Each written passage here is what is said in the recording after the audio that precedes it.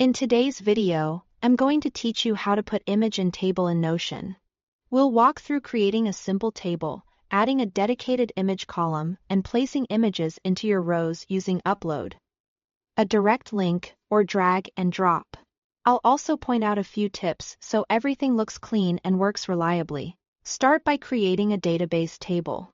On a new or existing page, type /table and choose Table View. Then select +New Database. This creates a fresh table where each row can hold information about an item and each column represents a property for that item. You'll see a few default columns. We'll keep those and add one specifically for images. To add that image column, look to the top right of the table and click the plus button to create a new property.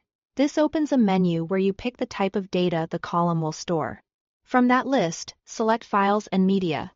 Choosing Files and Media ensures the cells in this column can hold image files and will display them as thumbnails right inside the table.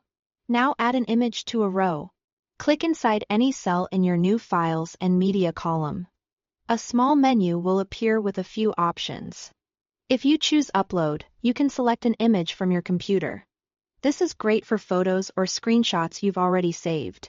If you choose Embed Link, paste a direct image URL. A direct link typically ends in a common image extension like PNG or JPG if the link points to a web page instead of a file. It may not embed properly. Finally, you can drag and drop. Open your File Explorer, click and hold the image. Then drag it directly onto the cell until you see it highlight and release. Notion will upload it to that row automatically. Once your image is added, you'll see a thumbnail appear in the cell. Click the thumbnail to open the image at full size. This viewer lets you get a closer look and is especially helpful when you want to confirm details in a small picture.